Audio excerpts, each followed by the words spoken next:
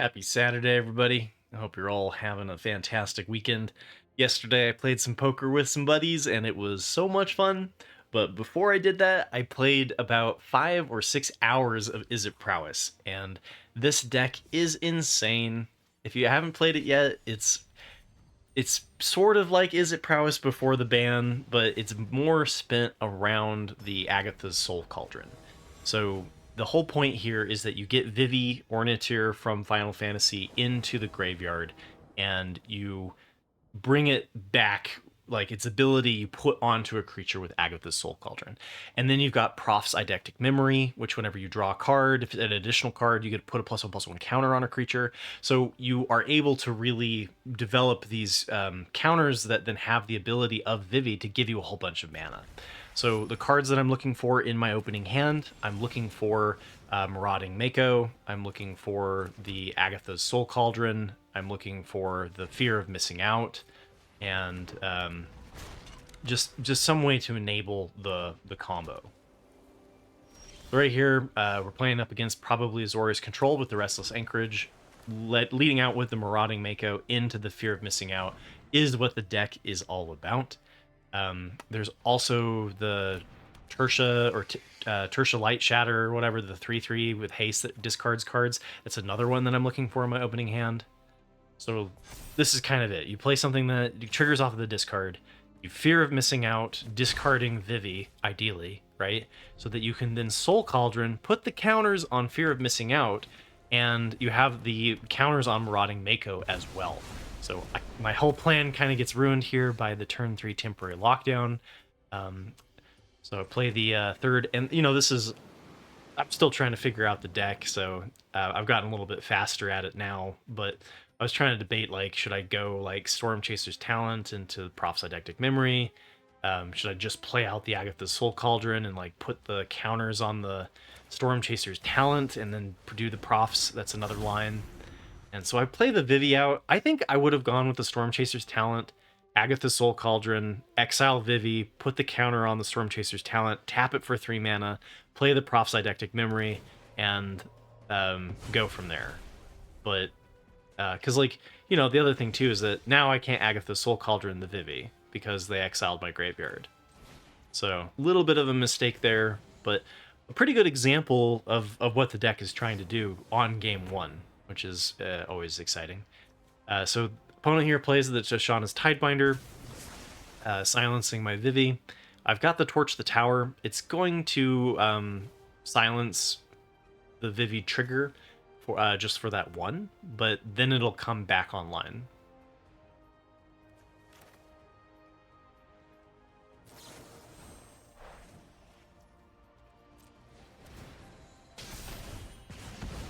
And every time that you cast a non-creature spell, Vivi Ornithir gets a +1/+1 counter, and then has the ability to tap for mana, basically. Has 0 colorless, and then you add blue or red mana, where the power is equal to Vivi's power. So if I play the Storm Chaser's Talent with the land, not Vivi's ability, which Auto Tapper was trying to screw me up there, then it has 2 power, and I can cast the Proph's Eidectic Memory anyway. And so be careful when you're sequencing. You can definitely screw up doing it in the wrong order. I probably will make that mistake. But yeah, what's kind of cool about this deck too, so I put my own twist on it, right? So typically you're going to see this deck being played with like the Voldarin Thrill Seeker, where you can have backup, and that allows you to blow up your creature and shoot it at your opponent. That's more part of playing the deck as a combo deck, and considering this deck was created in best of 3, it makes more sense to go for a combo in best of 3, just given the meta. It makes less sense, in my opinion, to go for that as opposed to just going for tempo. So again, I'm looking for Marauding Mako and the Fear of Missing Out to just curve into whatever my opponent has. So it's a little bit, like these cards are still included, just maybe in different number in best of 3. And so the biggest variation isn't really the core. The core is still the same. But what I changed was I brought in more Torch the Towers and more into the Flood Maws for interaction than we typically see. So Keen-Eyed Curator here is going to prevent me from being able to do the Agatha's Soul Cauldron kind of experience. The nice thing about this deck is that you're not dependent on hitting the combo. If you take out things like the Voldaren Thrillseeker, then you're less focused on that.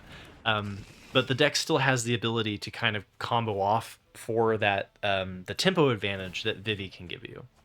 So it's definitely kind of, I don't know. There's pros and cons to both builds. I'm never going to be the type of guy that says my build is superior to anybody else's build, because there's always pros and cons. But it has been playing really well. So over the 5 or 6 hours that I've played it, it has a 60% win rate. It's been, more importantly to me, it's been fun to play. So we've got a couple of options here. Obviously, we want to lead out with the Spire Bluff Canal, because otherwise it's going to be a tap land. It's the one card that's rotating as well. So Spire Bluff Canal we can replace with Starting Town, and then this deck will be relatively rotation proof. Tomorrow I will be going over my rotation proof decks, and so I decided to play the Tersa Light Shatter. It's the, like I mentioned, outside of Agatha's Soul Cauldron, it's another one that I'm looking for in my opening hand. Because it triggers the Marauding Mako, and I think I like this, discarding the Storm Chaser's talent and the Shivan Reef. Again, a lot of other builds won't include the Storm Chaser's talent, just so that you're aware. But, you know, with Tersa, I'm basically like trying to dig into Vivi or into the Agatha's Soul Cauldron, as well as making the Marauding Mako bigger. So getting rid of the 1-drop makes a lot of sense, and then getting rid of the land, like this deck wants to hit turn 3, but doesn't really need to hit turn 4. So this is a mono green build from the opponent that is growing in popularity, that's different than the mono green landfall deck. This one is more of just a stompy deck, focused around the sheer amount of power that you can get off of the Flourishing Bloomkin. And I've been bumping into this strategy more often, for sure. But we have the End of the Floodmaw to bounce the Flourishing Bloomkin, which is pretty nice. And then right now I'm trying to figure out how to get Delirium. So we have enchantments and we have lands, and I'd like to get Delirium turned on for the Fear of Missing Out. So Into the Floodmaw will give me a instant, so I just need to get one other thing into the graveyard to turn on Fear of Missing Out. But I don't have really great options, right? Like I could Fear of Missing Out and discard the Prophecytic Memory. Decide to start off with the Thundering Falls here to see if I can hit something for the Delirium. And I think what I do is I do Fear of Missing Out and discard the Prophecytic Memory.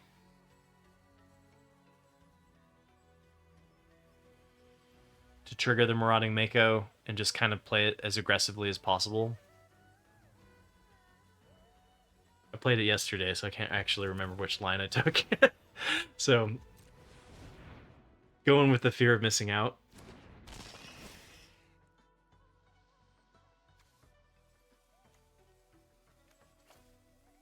Okay, I did the land. I think I should have discarded the Prophecytic Memory there to turn on Delirium. But again, this is what, my 3rd game with the deck. Still kind of learning the cards.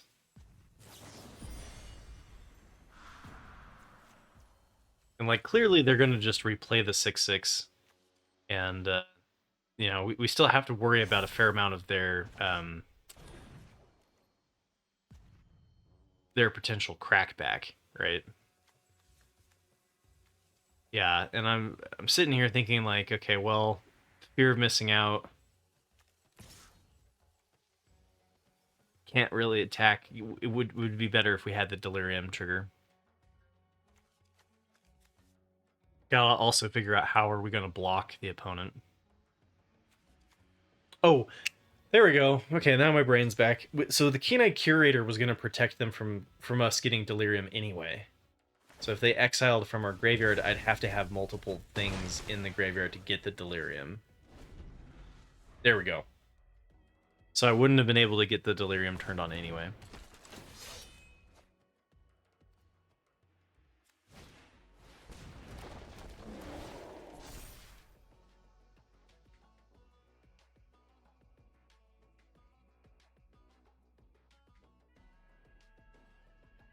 I really wish Tersa Light Shatter also gave us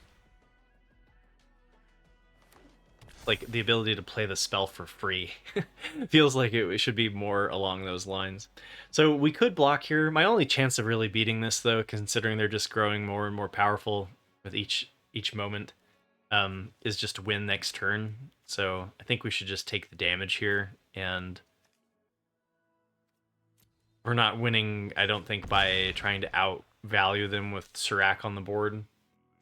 We do have a fair amount of card draw in our hand, so maybe that would have been a route that would have been more worth exploring. Because we're not dealing 11 damage to them this turn either, so it's a tough spot to be in.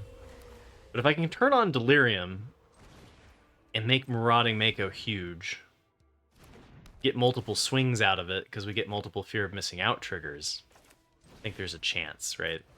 So, because Prophetic Memory with Winter Night Stories is going to trigger a pretty big one here. And we hit the Storm Chaser's talent. Torch the Tower, Winter Night Stories. So I'm trying to figure out, can I turn on Delirium? We have lands, we have an enchantment. If I discard the other enchantment, then they can only get rid of one card with the Keen-Eyed Curator. And I can get rid of a blocker by getting rid of the Trailblazer. So I think I probably should have kept the Torch the Tower. I don't think I've played the Shivan Reef.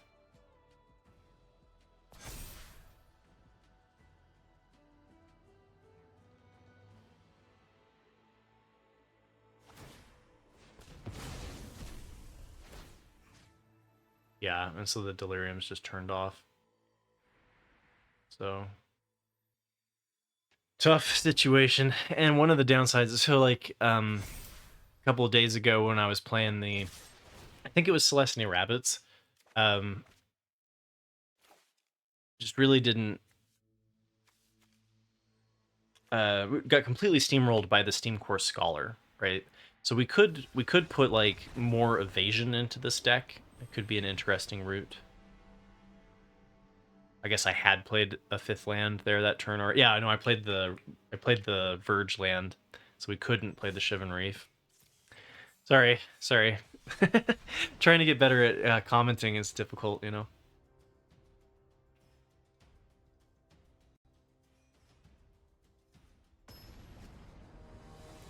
But like I mentioned at the beginning, it's a really fun deck, right? And I'm not here to try to like convince you that I made the best deck in the universe. But if you haven't played it, it's definitely a fun deck, and it's rotation ready, right? I mean, like, it's not losing any of the core cards for rotation, which is nice. Here we've got the Marauding Mako, we've got the Spire Bluff Canal, and then 2 tap lands. But we're not really doing anything much after playing the Mako anyway. So arguably, instead of playing the 1-drop here, we could start off with the Thundering Falls and play the Mako when we could bounce it to our hand.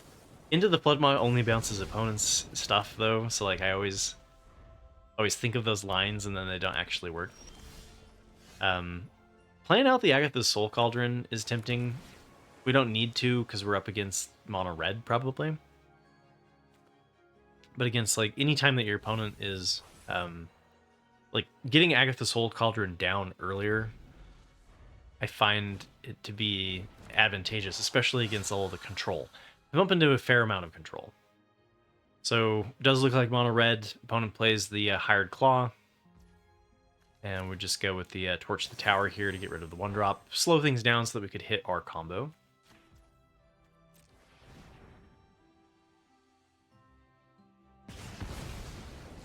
So this next turn, I kind of like Thundering Falls into Agatha's Soul Cauldron.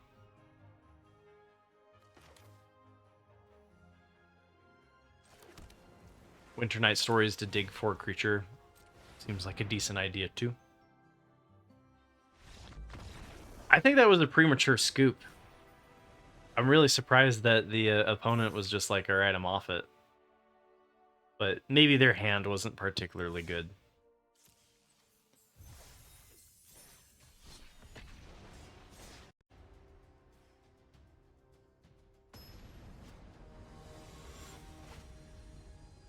So I will put this deck list in the descriptions. I got a couple of requests to put the deck list in the description, so I'll definitely do that going forward. I just didn't originally because I was playing the decks from the best of one meta review, so I figured people would grab them from there, but of course they wouldn't. Mono black can be a little bit of a struggle for this deck.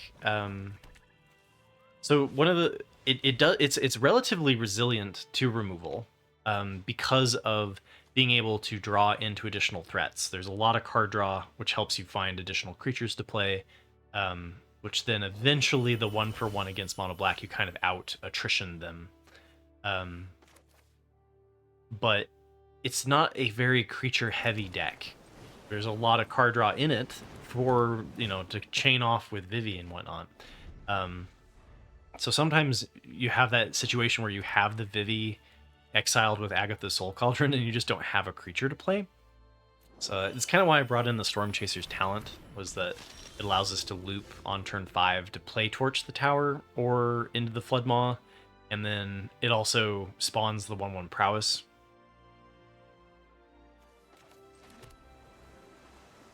So since we can't kill Preacher of the Schism with Torch the Tower, I just decided to play Vivi out here.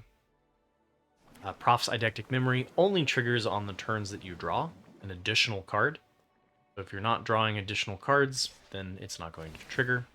And then it's also a legendary enchantment, so you can't have multiples of them on the field. They don't stack. They will trigger a draw card, but you can't have, it would be way too powerful if you could have multiples. Anoint with Affliction is really sad there, because against mono black, I was hoping they'd play something like Sheoldred's Edict or even Cut Down, just so that I have it in the graveyard for the for Agatha's Soul Cauldron. Getting it exiled is definitely sad. And then here we have to decide what do we want to ditch. I figured I'd ditch the Proph's Eidectic Memory because I already have the memory in play. However, you can play it to just draw cards, so might have been better to play to cycle it, to play something that could just play it to draw a card.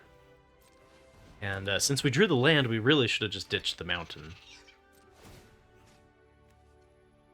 And my preference has been to make the fear of missing out bigger, and part of the reason why I didn't go for the Steam Core Scholar build was because I wanted the fear of missing out to be as big as possible when it gets the additional trigger, because for it to untap something and attack again, fear of missing out has to be the one that's like attacking to get the trigger. So I wanted fear of missing out to be as big as possible. And I was just debating about whether or not to do Torch the Tower on the Preacher of the Schism here and then block it with the 1/1. We can even do it post-combat if we wanted to bargain it and get rid of one of our things if we were worried about getting 2-for-1 here. Because they could play removal and then they wouldn't lose the Preacher of the Schism, which would be a little bit of a bummer. But this turns on our Delirium for the next turn for fear of missing out as well. And we have the Storm Chaser's talent to be able to, on turn 5, go get one of our one-costed spells. Because we're flooding out a little bit on this one. And if we had into the Floodmaw, it would be perfect. Because we would pop the second chapter of Storm Chaser's talent, go grab into the Floodmaw, and bounce their 6/6. And then we'd be swinging for 6 damage. So another a nice 5-costed option, though, is to play Winter Night Stories for the Harmonize. And what's cool about that is that it synergizes really well with Proph's Eidectic Memory. So I think the largest amount that I've gotten off of a single Winter Night Stories is like a single Proph's Eidectic Memory was like a +8/+8. And because of fear of missing out, it triggers twice, right? Do keep that in mind, though. There's some non-bows, there's some non-synergies in the deck. So like playing the Harmonize gets it out of your graveyard, which took away the Delirium. If you're doing the same thing with Tursa and it's above 7 cards in your graveyard, Tursa will remove a card from the graveyard. So there's a little bit of like getting things to work. If they multiple block here, it's just trading the 6/7, my 6/7 for their 6/6, and I felt like we could do better the following turn, especially if we hit the bounce, the one-costed bounce for the 6/6. So I decided to not trade it here.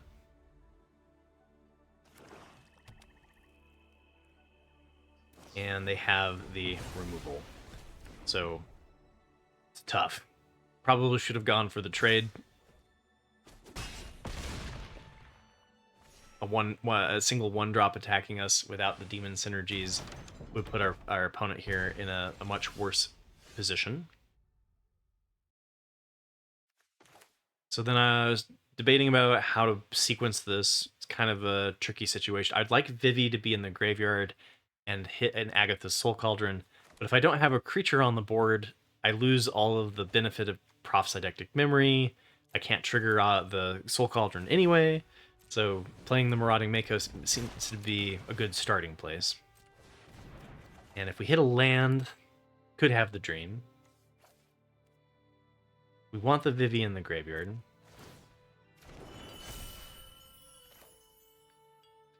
And since we have a tap land, we can't play the Fear of Missing Out, and we're dead on board.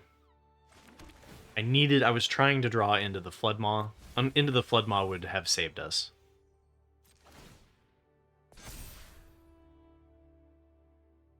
Because they hit us for 6 and then we die to the Unholy Annex.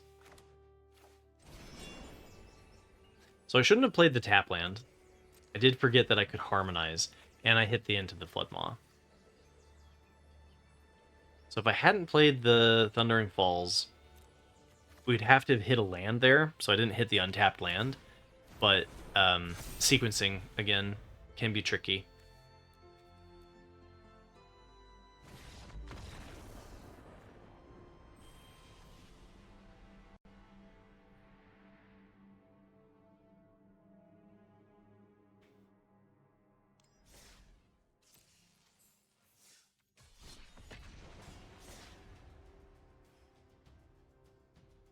One of the things that I'm not sure I captured in this video, though, that I do want to talk about is Agatha Soul Cauldron gives you a pretty good repetitive graveyard hate mechanic.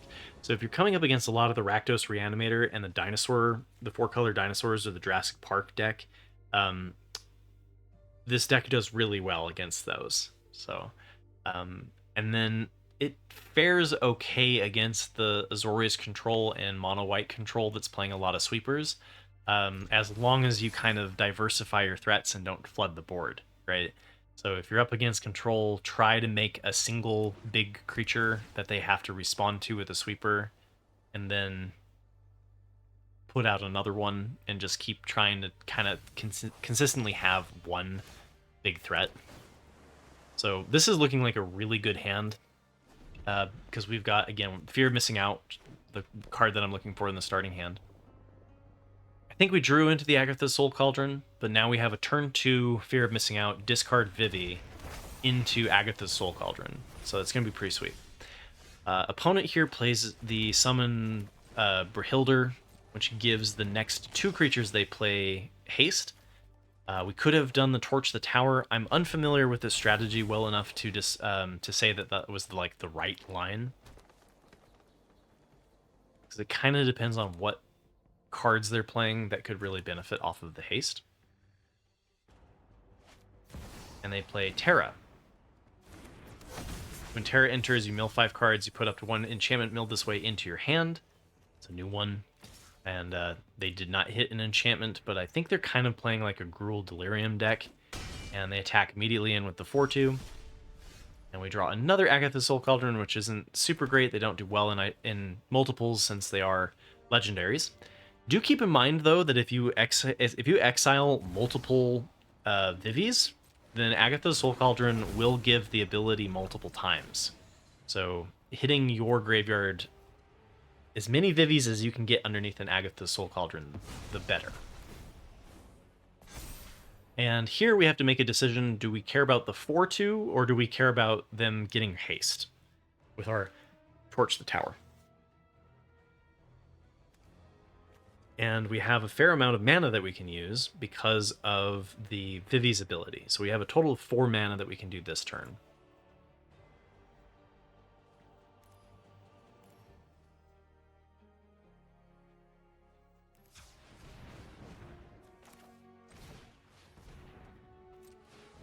Let's go with the Winter Night Stories, dig for an answer, try to figure out, what our options are. Discarding the Marauding Mako puts a single thing for Delirium. The other Fear of Missing Out would give us a creature and an enchantment. So keep that in mind too. Fear of Missing Out is double. Since we already have an Agatha Soul Cauldron in play, we could also decline and discard the Agatha Soul Cauldron and a land. We have a lot of different options that we can do here. So I decided to discard the Agatha Soul Cauldron and the land, because again, the creature density in the deck is not great. You do want to keep as many creatures as possible.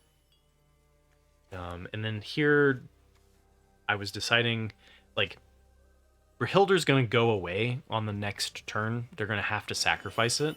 So it's not a really great target to shoot unless I'm scared of them playing something with haste. So I just decided to do that. I should have probably waited to see what they play with haste, but turning on Delirium gets additional damage through. And if they decide to block here, then they don't get haste the following turn. Well, they elect the path of taking 6 damage, which I'm totally fine with.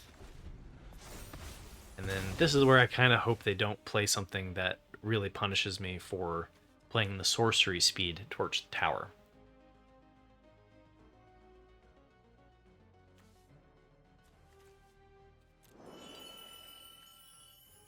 And again, another little bit of a thing you have to be careful about is turning off Delirium with Agatha's Soul Cauldron.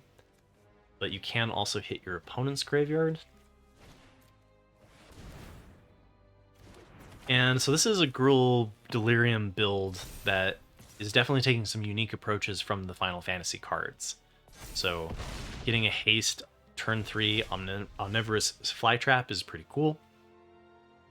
But what we can do now is we can give our Fear of Missing Out the ability of the Keen-Eyed Curator to hate on the opponent's graveyard.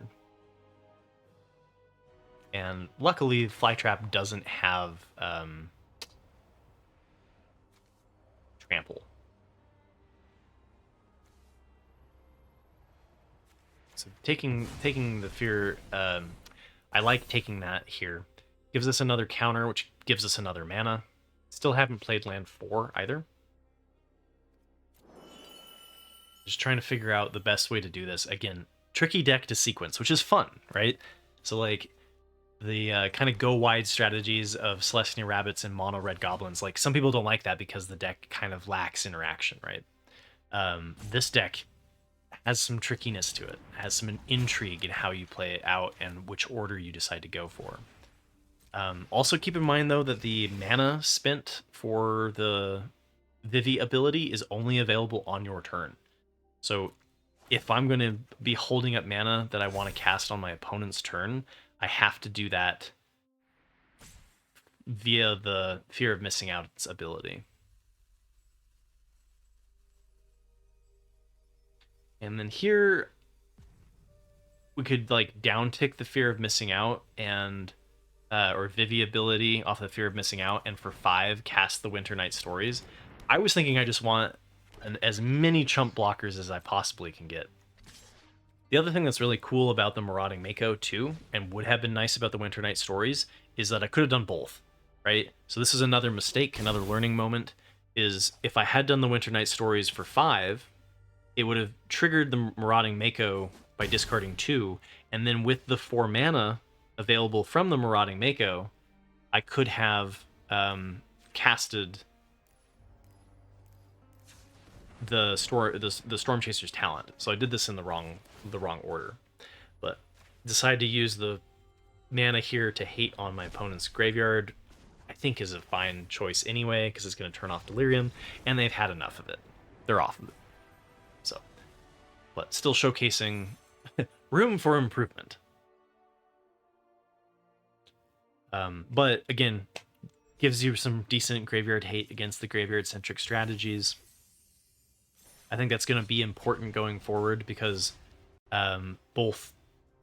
Well, so we're losing 4-color dinosaurs in rotation, which I'll talk about tomorrow's video. Will be all about rotation. But Rakdos Reanimator looks relatively good to me post rotation. So I think we're still going to see some form of that, and then we're still going to see some form of Azorius Omniscience. I think people are still going to try to figure out how to get that strategy to work. It might move more towards Dimir with the reenact the crimes. So definitely keep an eye on that. And I don't know, some people really don't like this kind of time in between rotation because, like, it's a bad time to invest. If you're new to Magic the Gathering, like, maybe don't craft this deck. But if you have the cards available, then, like, go for it, right? Because this deck could be completely unviable come rotation. It just all really depends on how Edge of Eternities affects things. So my opponent plays Deep Cavern Bat here, and they take the Vivi. And I thought that was kind of an interesting choice. We have Double Torch the tower, so I guess they just wanted to prevent us from playing Vivi out on turn 3. I wasn't really going to play it anyway, so I think they should have taken the Tersa Light Shatter. And then ditching one of the Tersa Light Shatters here because it's a legendary creature. So, but that's another cool interaction with this deck is turn 2 Prophesydectic Memory into turn 3 5/5 Haster that turns on your Delirium, right? Or enables your Agatha's Soul Cauldron. They play Strategic Betrayal, which exiles our graveyard. And I would also just like to take a moment and say I played Mono Red Goblins and Celestia Rabbits for 2 hours and didn't see a single game of Mono Black. And then I've seen like 3 in the 8 games that I play with Izzet Prowess. It was just unlucky matchups, right? I know there's conspiracy theorists out there, but I'm not one of them. So we have our own Vivi. I decided to play it and play Torch the Tower. Sequencing, I'm not 100% sure I agree with how this all went down, because like I would have liked to use Tersa Light Shatter to get Vivi into the graveyard. And because now I don't have Vivi in the graveyard, and I guess I'm holding on to the Agatha's Soul Cauldron if they have removal for the Vivi.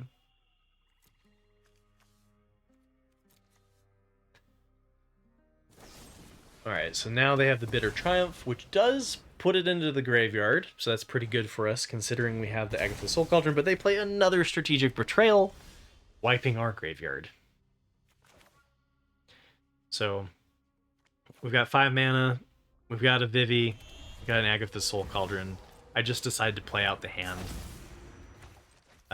Agatha's Soul Cauldron does trigger Vivi. It's all non-creature spells, it doesn't have to be just instances and sorceries.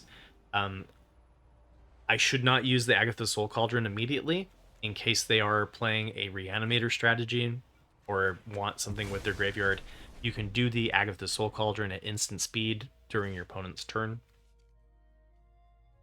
So keep that up that you usually want to save it.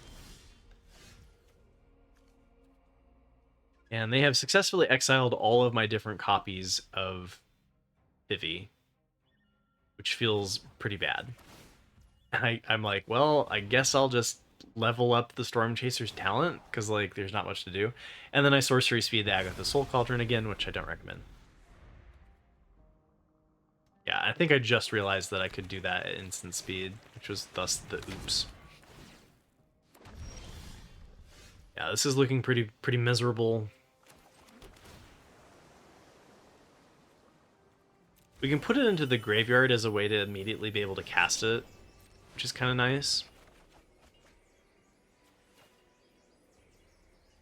And then I could discard like the Soul Cauldron and into the Floodmoth if I wanted to keep both creatures, but we don't really have a lot of synergy going off of our 1-drops anyway, so I just put the Marauding Mako into the graveyard. We want to hold on to into the Floodmoth anyway because it gives us an answer to the 6/6 token.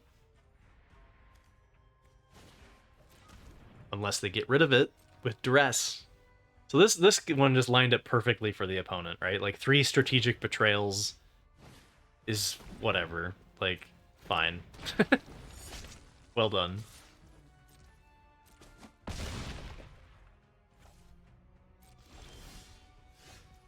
right, so now we've got Marauding Mako, which we can then get counters onto with the Winter Night Stories. If we had had the the Vivi already underneath the Soul Cauldron, we'd actually be able to rebuild relatively well from this spot. Discard the Cauldron and the land. We have Torch the Tower, which we can sacrifice one of our things. We can bargain the Torch the Tower to get rid of the Unstoppable Slasher. And then we can play the Winter Night Stories again off of the Marauding Mako, since we're not blocking the 6/6 flyer anyway.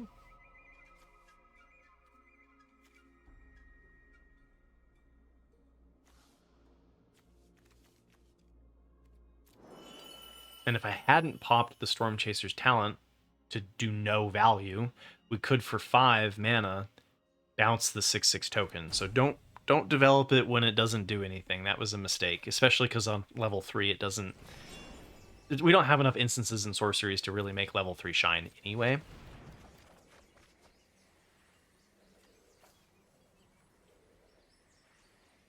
So we have the 1 mana available. We're going to make the Marauding Mako into the largest, most massive threat the world has ever seen. And we should bargain out the Storm Chaser's talent. Again, we don't have to do that at sorcery speed. We can do that at instant speed after our opponent has already decided to attack with the Slasher. That probably would have been a better move. And then we get a scry off of it when you bargain, which is nice. I decided to keep it, just gives us more creatures, and we get a +6. So we're actually now starting to threaten being able to hit for lethal the following turn. I would have had to sacrifice the Agatha's Soul Cauldron instead of the Storm Chaser's talent if I had the ability to bounce the 6/6.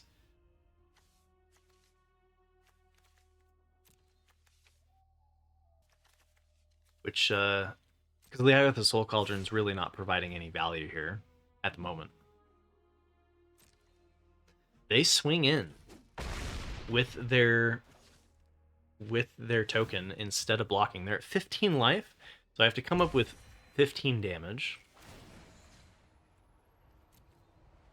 We have 2 creatures in the graveyard, so we can give 2 +1/+1 counters to our guy. We have to dodge removal. If they have removal for the Marauding Mako, I think all of our hopes are lost here. And now I kind of have to draw into the Flood Maw. Again, I did that to myself, kind of. Fear of Missing Out. Both Fear of Missing Outs give +2/+2 because they trigger a discard and then also a card draw for Prophesydectic Memory. So technically we have lethal just by playing Fear of Missing Out, Fear of Missing Out. And I can give a +1/+1 counter from the Fear of Missing Out that's in the graveyard already. So I think where I could like really screw up here is by playing the Storm Chaser's talent. Okay, so the upside to this though is if they have removal, Storm Chaser's talent answers the 6/6 and I don't die the following turn if they have removal, right? So it screws up my ability to go for lethal to do it this way, but I think this is a safer route than doing the double Fear of Missing Outs.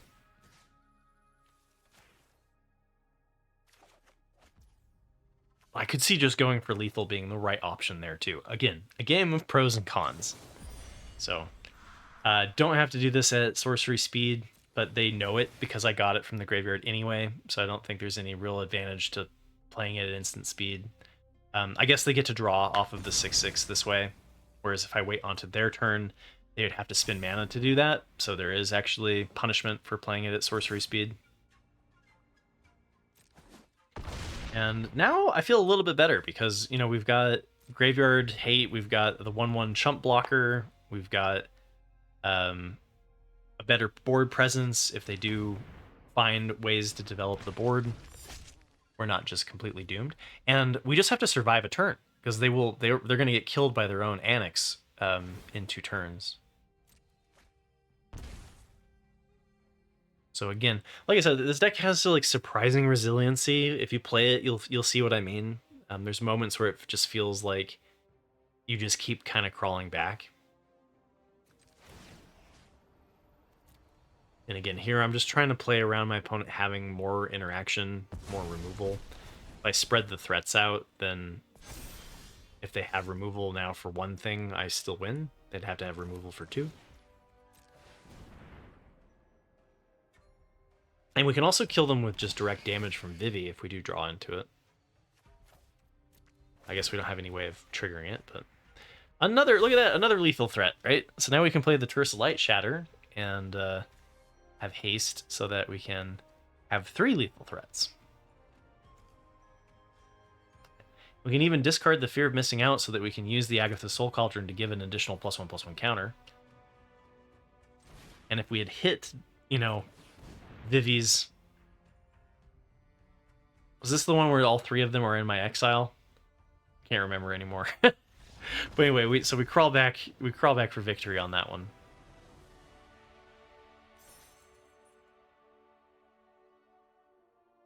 And again, these are unedited videos, right? These are just like, I'm not trying to showcase I'm not trying to make the deck look as sexy as possible, right? I try to avoid the clickbaity titles and the extra flash and whatnot, right? I just, it's not my style. I'm not trying to do this as a living. I'm just doing this because I enjoy it. So, Marauding Mako, again, looking for that in the opening hand. Fear of Missing Out is another one, and Tersa Light Shatter. So this is a really good starting hand. Opponent is playing Land and War Elves on turn 1, so it's probably some form of mono-green Stompy or mono-green Landfall. And I can't remember, I think mono-green might have beaten me every time that I played it. It's one of those that, but anyway, so we play the Fear of Missing Out here and discard the Vivi. I'm new to the deck, so I don't really know what the matchups are. But I think this is a pretty cool deck from the opponent. Yeah, the one, the Doomscar Warrior. So if I let this connect, they get to play a card for free. Whenever a creature deals combat damage to a player, look at that mini top cards, reveal a creature or land, and put it into your hand. Put the rest on the bottom of your library in a random order. So they don't get to play the card for free, but they get the card draw. It's kind of like a cool curiosity effect. So here I can double block Surak and just like accept the 2-for-1 and more like a 2-for-2 because it prevents the card draw that they would have gotten. But this is not a particularly great situation to be in, where they've got the Doomscar kind of just set up to hit me in the face. We can stall with the Into the Floodmaws, but eventually, you know, it's a bad one to bounce because it has the backup ability. So we can bounce it for a turn, but it's kind of delaying the inevitable. And Axebane Feryx is a Death Touch haste ward, where the ward is collect evidence 4. So it's a pretty good target for the Doomscar Warrior to hit with backup. It's kind of a cool deck by the opponent. And, you know, it's been around in some form too. It used to really struggle against... probably still does struggle against like sweepers in white, the pace of mono red, because it's definitely not like the meta has slowed down so that you can do stuff like what I'm doing right now, right? Because against the faster paced decks, you'd really have to hit your interaction to be able to slow things down enough to win through these kind of best of 3 strategies. But that's what's fun about right now, is that like the meta isn't just full of Rakdos aggro, right? Which I think it will be if we wait until post rotation. People are gonna lean into the slick shot show off and stuff. I don't know. I could be wrong, but my philosophy personally is you gotta get in when the getting's good, right? You gotta like play when it's nice. So that's probably game right there with the card advantage. I know card advantage doesn't appear to be a whole lot, but even drawing a single card gives a player a significant advantage turn 5 and onward. Definitely not helping our situation. So I don't even know what you could do to get back into this, honestly. Like, we can bounce the Doomscar again. We do have our Vivi to start popping off, but I think it's a little, like, it's too little too late.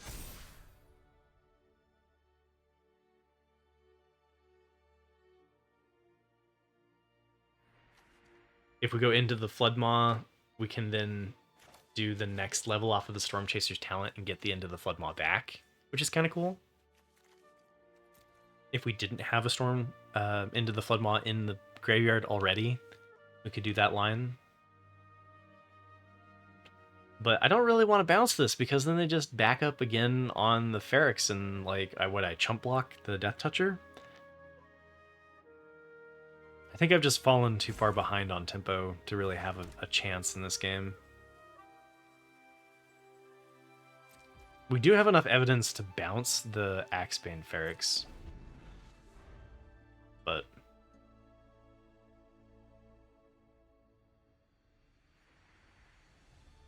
I guess I could bounce the Axebane Feryx and block the Doomscar, or Doomcar.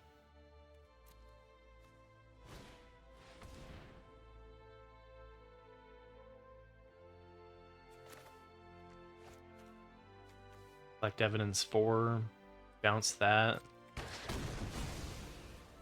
Block the 4/3. Take 4 damage, go to 7. I don't know. It seems better than what I did. And now I didn't actually get the value off of the Storm Chaser's talent, so... But again, I think it was an uphill battle. I don't think either way I was really going to win that match. We would need some sort of... we would need some sort of sweeper or something to beat a combo deck, right? Because our interaction's not going to cut it. Best situation would be we shoot the Llanowar elves and we slow them down and then bounce them and hopefully out tempo them. So here I've got the Marauding Mako and the Agatha's Soul Cauldron.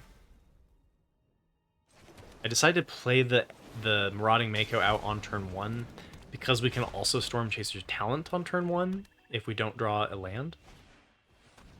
The rest here... Okay, so this game was kind of a fun one. This one was kind of an entertaining one, if I remember correctly. Because they get rid of my Agatha's Soul Cauldron, which I was like, what? Why did they get rid of my Agatha's Soul Cauldron? Because it's a legendary, right? So I was like, why didn't they take the Prophylactic Memory, which is, like, going to affect the board? And then I have a duplicate of Agatha's Soul Cauldron. It turns out that this version of Mono Black is a Reanimator strategy, and so they were just trying to make sure that I didn't have the Graveyard Hate, and I think against them I drew 3 Agatha's Soul Cauldrons.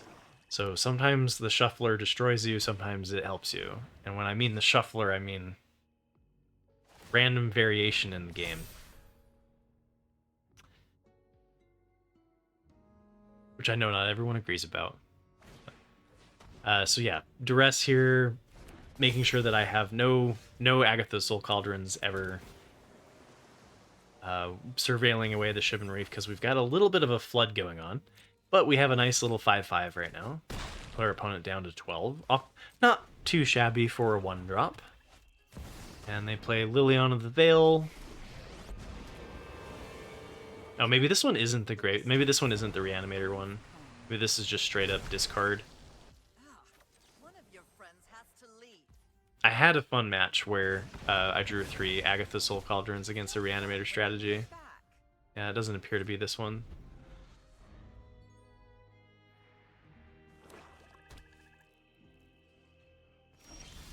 Alright, so we could play the Marauding Mako out. We could also cycle it. Marauding Mako does have the ability to cycle, which is kind of cool. Like, I don't think a 1/1 is really doing much on this board, so I'd rather go find some cards that can, like, help me draw into something that can help me win this. I think cycling is a decent idea. And we hit the Agatha's Soul Cauldron. So maybe that is this game.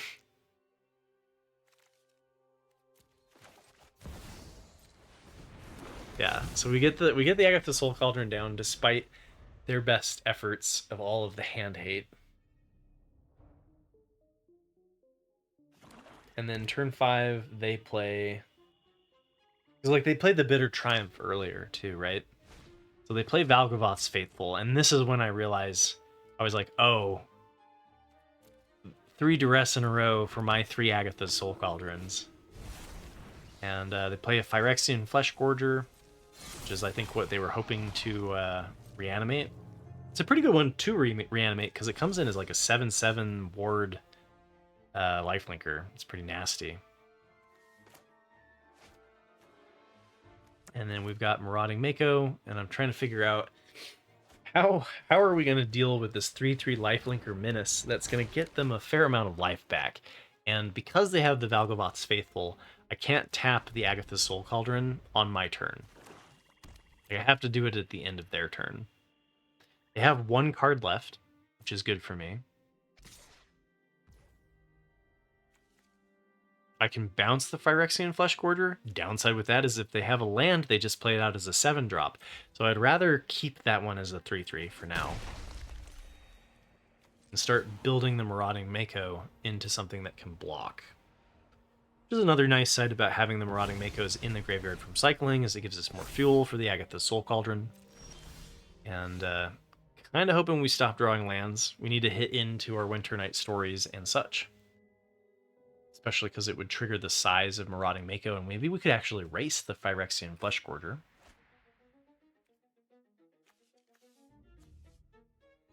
I debate swinging here because I take 1 more damage, but I've pushed 2. Like, I guess it's like slightly in my favor to swing here. Again, can't do the Agatha Soul Cauldron as long as they have the Valgavoth's Faithful.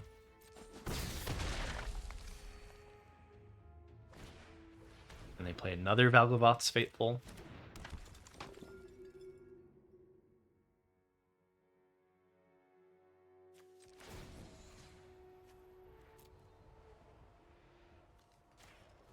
Alright, so we've made our 3/3. We still have our interaction with Into the Floodmaw. Draw a second Into the Floodmaw.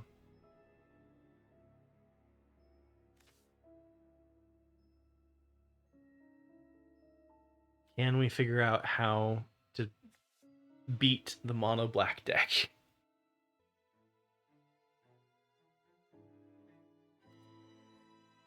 So we need to draw a creature, because then we can multiple block the Flesh Gorger, and then they're not really doing a whole lot, because we can exile the Flesh Gorger with Agatha's Soul Cauldron. But it's kind of a race, because, like, if I hit the Agatha's Soul Cauldron, or the Phyrexian Flesh Gorger... Oh, that last attack, by the way, I'm not sure I should have done that, because I traded 3 damage for 2, and we're too low of life for that trade to be good. So here, we have to discard a card. Fear of Missing Out does not let you... It's not a May. And then here I was trying to figure out... My opponent has 2 cards in hand. If I swing, I run the risk that they can 2-for-1 me by killing the Tercellite Shatter. Tercellite Shatter, on the other hand, is a May, so you don't have to discard. I decide to because we're not really answering the Phyrexian Flesh Gorger anyway, with the bounce. And it turns on Delirium, it gives us the Tercellite Shatter next turn. There's a lot of good things. So if I don't swing the Marauding Mako, it gives me... They'd have to have 2 things of removal to be able to swing in with the Flesh Gorger, right? So if I swing the Marauding Mako, I'm agreeing to gambling on the 2-for-1 for removal on Tersa. I guess I could pump up the Fear of Missing Out, too, and keep it back as a 4/5 with Tersa, and that would probably be safer.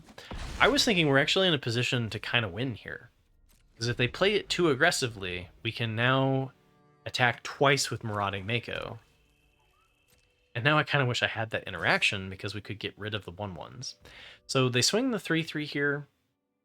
And I realized I was like, okay, well, with the line that I went here, I'm not blocking.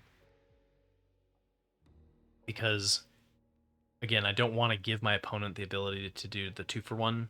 So I'm going to 4. They're going to 12. And then the question is can I do enough next turn to kill them?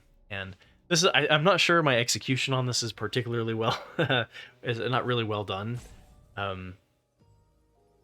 Because it's tricky, man. You know, this deck is tricky. But I do think they have interaction here. So I want to play around the potential that they have it at least. And then there's no creatures left in the graveyard, so I just take one of the duress. Now, so if I hadn't ditched the end of the Floodmaw, we'd have torched the tower and be able to swing for lethal, probably. So I'm not sure getting rid of the end of the Floodmaw was right.